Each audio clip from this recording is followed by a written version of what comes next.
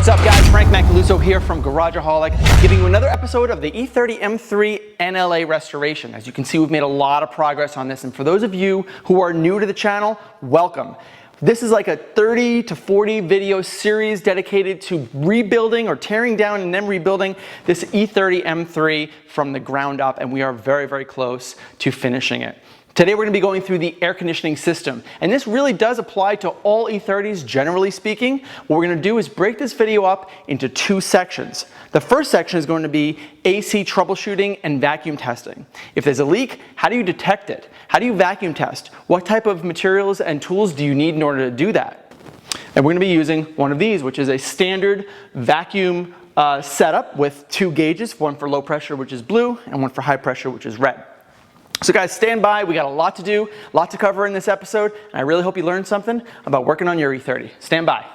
So this is a standard gauge setup for AC refrigerant, and it has pressures for all different types of gases, but in this case we're going to be focusing on R134a, which is the standard for basically every type of AC refrigerant in a car. So we're going to be retrofitting the R12 to the R134a. And in order to do that, you first need to replace all of the O-rings in your system, and there are other videos on how to do that. And there are different pressures for both that you need to be aware of based on the pressure on the outside ambient. And this right here, which there will be a picture showing up right now, showing what the ambient temperature should be, or for whatever the ambient temperature is outside. This is the low pressure that you need to have on the low side, and then the corresponding high pressure from the compressor side that as well needs to correspond so that you have proper pressure differential in order to make your thermodynamic AC. Now in order to connect the blue and the red to the vacuum or the refrigerant that you're looking to inject is through the yellow hose. And this yellow hose can connect at first to our vacuum pump. You'll see we're going to end up pulling vacuum on the system and seeing if it actually holds a vacuum. If it does hold, we're in great shape. If it doesn't hold, we need to figure out what the leak is. But to connect it is very easy. It's just a simple 7/16, and you don't need to squeeze too hard or torque it or anything. It's already O-ring set, so just finger tight is enough to hold vacuum and it doesn't leak. And then you take your high and your low pressure lines, make sure that everything is closed on your lines and closed as well on the valves.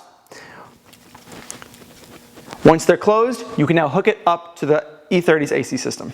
So you have your two ports, your low pressure side and your high pressure side are keyed to prevent you from swapping from one side to the other, which is a really useful trick in order to do this. So on the E30, you have your low pressure side hooking up right in front of the passenger shock tower, and your high pressure side hooks up right behind your washer. And remember, these valves are currently closed, and these valves are also closed. And in order to pull your vacuum, turn your pump on.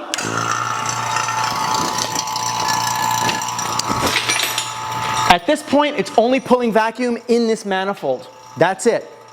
Once I start opening these,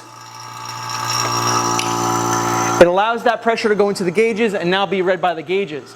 But still, we haven't even started pulling vacuum onto the system. If we want to pull vacuum there, we start opening this, and you can even hear the frequency of the pump change as I open these guys.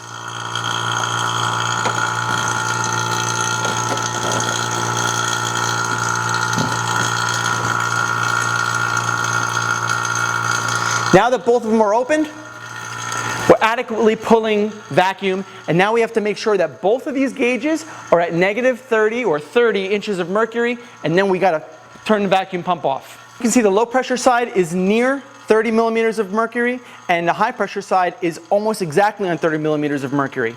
Now that we've pulled our vacuum, we want to shut our valves right here and here, close, and you can tell that the pump changes its frequency.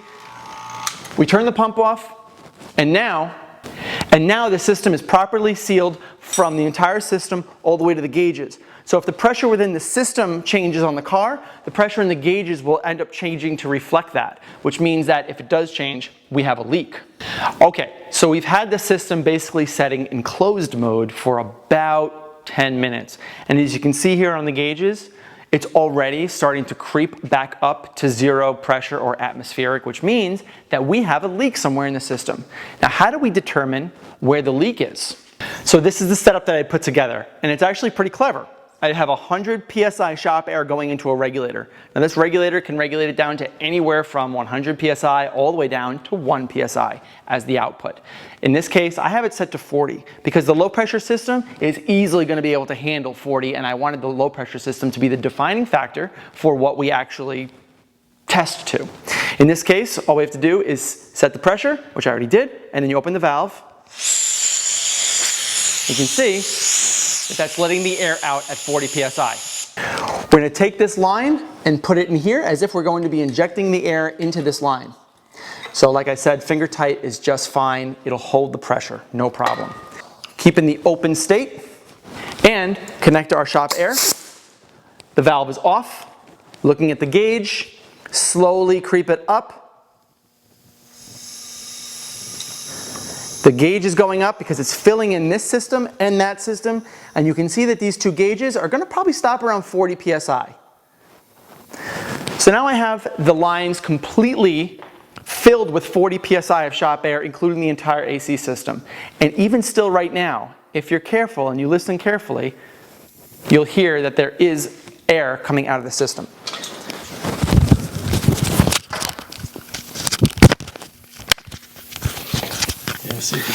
So I got the microphone really close here, and you can see, or you can hear at least, that the leak is coming from somewhere in this area here. Looks like it's probably by the dryer, or a connection on the dryer, or maybe even the R134a high pressure switch and the connectors in the switch. So let's take a look at that. Let's put some soapy water there, and let's do it.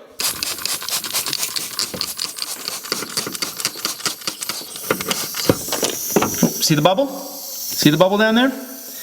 It's definitely coming from,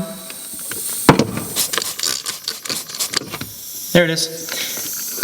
It's coming from the switch or that little gold adapter that connects to the dryer. So let's take this off, let's inspect, and let's maybe retighten. So this is the R134a high pressure switch, and I actually wired it to a weather pack connector, Delphi 2-pin weather pack connector, and I made the changes on the E30 side to remove the low pressure switch that's traditionally designed for the R12 systems, and I took the low pressure switch and a high pressure switch, put them together as a 2-pin weather pack on the other side, so that all that's operating the on and off of the compressor is this R134a high pressure switch. This is the high pressure sensor, and this is an adapter. This adapter allows you to use the 7/16/20 Schrader valve side, screws into here, and then this side is actually 3/8 24 thread that goes in through an O-ring which I had installed, and that goes into the dryer outlet. So the dryer outlet actually pressurizes this, and this turns on and off, which allows the compressor to turn on and off. I think the problem is that I had an O-ring on this side, but I didn't have an O-ring on this side, which has an O-ring seat inside of the sensor itself. So what I need to do is find an appropriate O-ring that goes right in here, screw that on, screw this on, and I should be in good shape.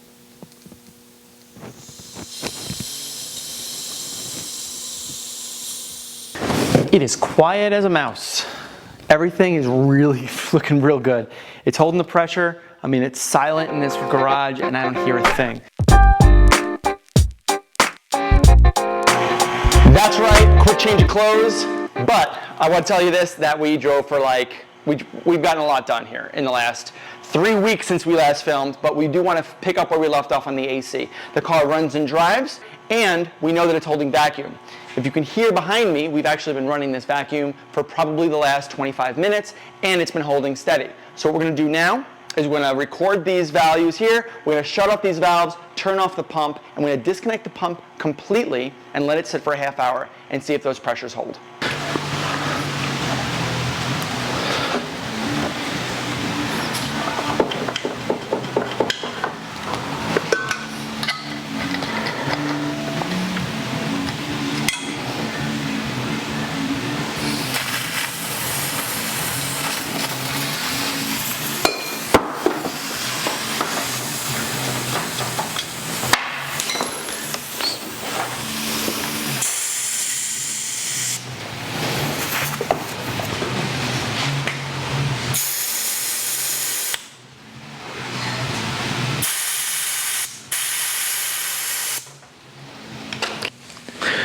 So now that we let the vacuum sit for about 25 minutes, you can see in the high and low pressures how it hasn't moved an ounce or a bit or an inch or a centimeter, so we're good there. And now what we've done is, you see, we've already purged the yellow line of air, so we have R134a in the line completely. I'm going to have Dan turn the car on, let it idle for a minute, and then we're going to start adding refrigerant by opening the low pressure nozzle on the head unit here, and that's going to start letting the refrigerant flow into the car. And then Dan will start turning on the AC, because once we hit a certain pressure on the high side, it actually will close the compressor and it'll start going through its normal cycle. So we're going to end up going through about 2 cans before we actually do that. So Dan, go ahead, start the car. Make sure it's not in gear. It's not in gear, I know it's not. Think it's good? Mm-hmm. Go ahead. All right. Now it's running. And now I'm going to open up the line here. And that is now letting refrigerant in to the system at about 50 psi. It's fully open. Raise this up, just like this. And the pressure is kind of jumping a little bit because it's now letting refrigerant in. The high pressure side is starting to come up just a little bit. Now, it's 85 degrees outside. What that means is that the low pressure gauge, the blue one, and the red high pressure gauge need to be a certain PSI rating dependent on ambient temperature. At 85 degrees, you're looking at about 45 to 55 PSI on the low end and about 225 to 250 PSI on the high end. So we're going to have our ways to go here until we hit those pressures. But the can is getting cold, which means that because the volume in the can is staying the same, and the pressure is decreasing, the temperature by default also has to decrease, which is why it gets cold. Give it a little shake every once in a while.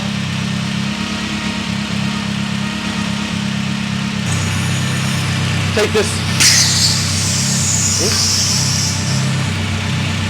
Okay. New can.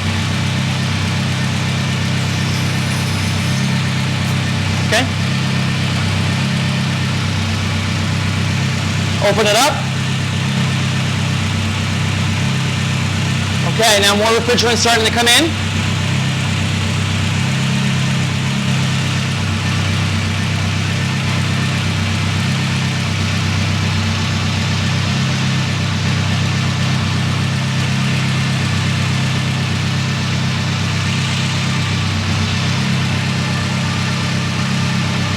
Now the low pressure side and the high pressure side are pretty much equalizing.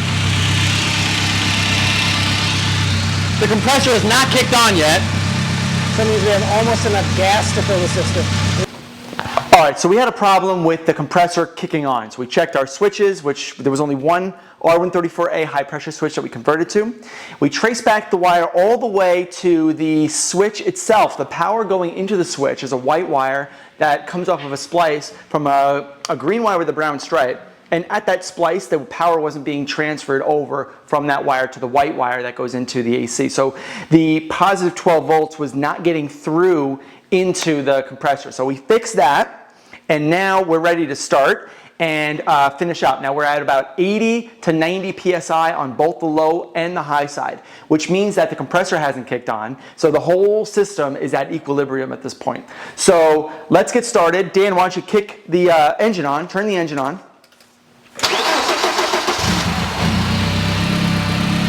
All right, now it's idling. There's been very little change in temperature, in pressure, because we didn't turn the AC compressor on. So now we're going to turn the AC compressor on by turning the air conditioning on. So Dan, why don't you press that?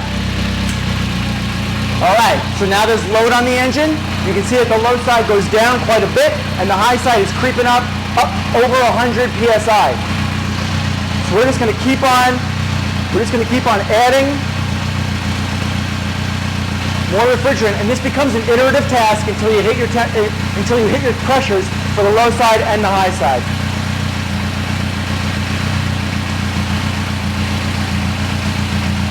So now we're about 125 psi. So I'm guessing that the temperature of the air should be getting a little cold now.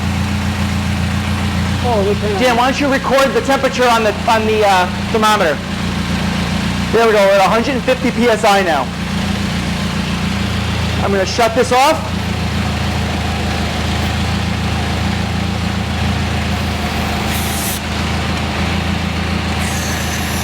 And put a new can on.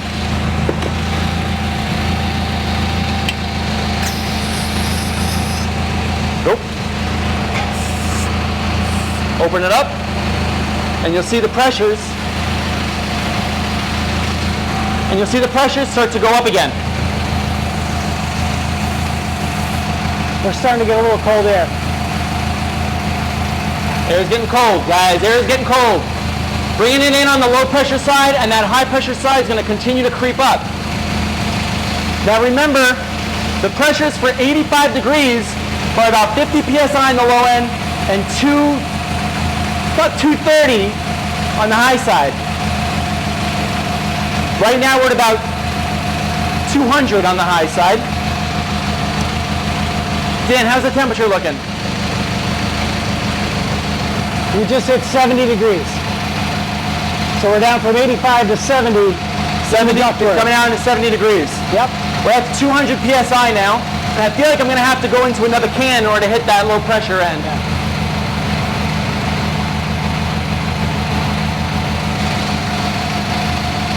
Still 200 psi, and this can is getting really cold, and it's getting really light. So I think I need a third can.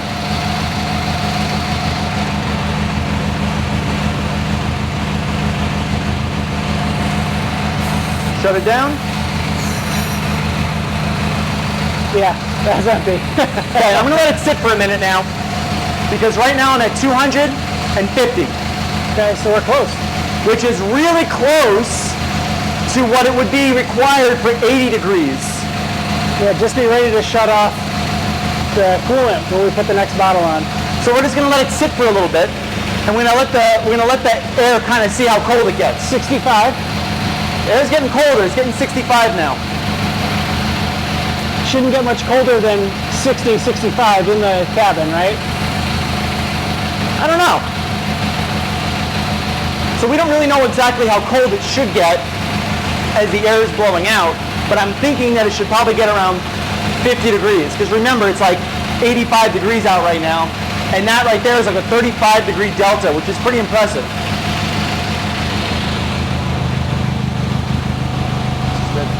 Feels nice. I'm telling you, if we turn it down, we turn the fan down from a speed of 4 to a speed of 2. That allows the temperature sensor that we have hooked into the vent to kind of heat soak a little bit. So what you'll actually find is that the temperature gets even a little bit lower because the cold air isn't blowing past it. It's kind of getting soaked into the thermometer. So right now we're about 210 and about 45. So very close for what like 82, 83 degrees is. Let's say 96 now. This is working. Yeah, so the eternal question is, do we go for that little bit extra, or do you call this good, right? No. Oh. Should still be coming down. So 55. Nice. What did you say before, 65? Yeah. All right, so we basically got to our golden values of about 40 psi on the low end and about 210, 215 on the high side. That's a really good big pressure differential for the ambient temperature of 80 to 85 Fahrenheit. And I think we're going to be in great shape. The air is blowing cold at about 50 degrees, and I think we're really happy with this result. So we're going to disconnect these, put the caps on, go for a drive. So we went on a really good drive. We were able to test the AC system out, and we got that temperature down really low, even lower than when it was sitting at idle here at around 50, 55. So this AC is primed and ready to go for any hot climate. So guys, thanks a lot for watching. My name is Frank Macaluso from Garageaholic, and yes, this is the second to last video before the finale, which will be coming out very soon. So please tell your friends and just tell them what I'm doing here, because we got some really cool projects going on, and this one is just another one that we get a notch under our belt and we can move on to bigger and better things. Believe it or not, this is really the best of the best. So that's all I got today. Thanks a lot for watching, guys.